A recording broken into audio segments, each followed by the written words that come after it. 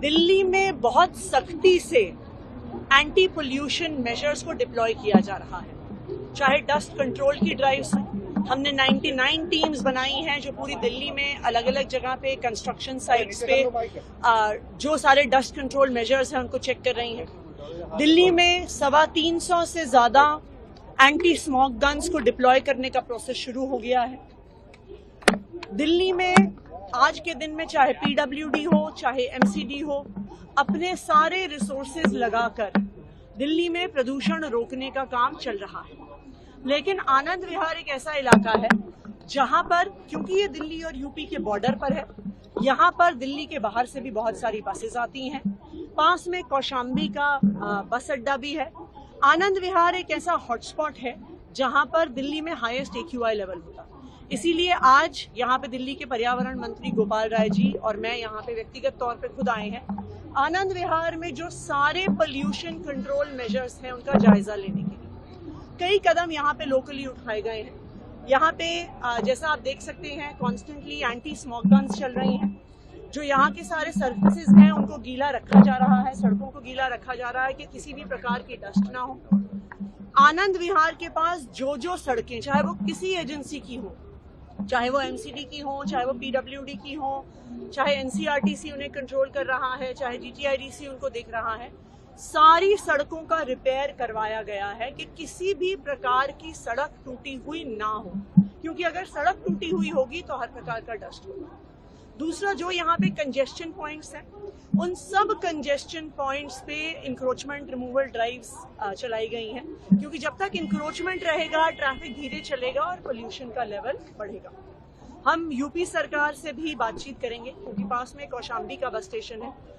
दिल्ली में तो अब ज्यादातर CNG बसेस चलती हैं। दिल्ली में अब इलेक्ट्रिक बसेस काफी बड़ी संख्या में आ गई हैं, लेकिन पास में ही सड़क पार करते ही कौशाम्बी का बस स्टेशन है जहां पे ज्यादातर डीजल की बसेस चल रही हैं। तो अभी हम उत्तर प्रदेश की सरकार को भी रीच आउट करेंगे कि वहां पर भी अगर पोल्यूशन कंट्रोल मेजर स्ट्रांगली लगाए जाए तो उसका दिल्ली पे भी असर पड़ेगा। मैम, क्या कारक बॉर्डर है, आप बॉर्डर है, खासतौर से आनंद विहार कंट्रीब्यूशन होगा यहाँ पे? ये वही एलिमेंट्स कौन से हैं जो इतना ज्यादा सबसे पोल्यूशन इसी जगह पर होता है? देखिए, एक सबसे बड़ा एलिमेंट यहाँ पर है कि आनंद विहार बस अड्डे में सिर्फ दिल्ली की नहीं, बाकी स्टेट से भी, खासकर से यूपी से भी बसेस आती हैं। तो एक पोल्यूशन यहाँ पे बहुत ज्यादा बसेस के आवागमन की वजह से होता है। दूसरा, यहाँ पे एनसीआरटीसी की कंस्ट्रक्शन भी चल रही है। एक बड़ी कंस्ट्रक्शन साइट RRTS जो बन रहा है उसकी वजह से भी प्रदूषण होता है। तो क्योंकि यहाँ पर आनंद विहार बस अड्डा है, अब ऑब्वियसली आप बसेस की आवाजाही नहीं रोक सकते, इसलिए आनंद विहार की लोकेशन पर हम बहुत strict anti pollution measures deploy कर रहे हैं। चाहे स्मोक गन्स हो, चाहे कंस्ट्रक्शन साइट्स पे सारे डस्ट कंट्रोल मेजर्स को यूज करना। कहीं पर भी सड़क अगर टूट रही है तो सड़क को रिपेयर किया जा रहा है। कहीं पर भी इंक्रोचमेंट नहीं होने दिया जाएगा कि वहां पे ट्रैफिक बढ़ जाए। हम उम्मीद करते हैं कि दिल्ली वाले अगर हमारा साथ देंगे, और हम उम्मीद करते हैं कि अगर यूपी सरकार, केंद्र सरकार सब मिलकर साथ आएंगे तभी दिल्ली में इस प्रदूषण की समस्या का समाधान हो सकता है। मैम, छठ से पहले वाटर पॉल्यूशन को लेकर भी विवाद छिड़ा हुआ है, उसके लिए कुछ कदम उठाए जा रहे हैं? यमुना में टॉक्सिक फॉर्म एक बड़ा इशू।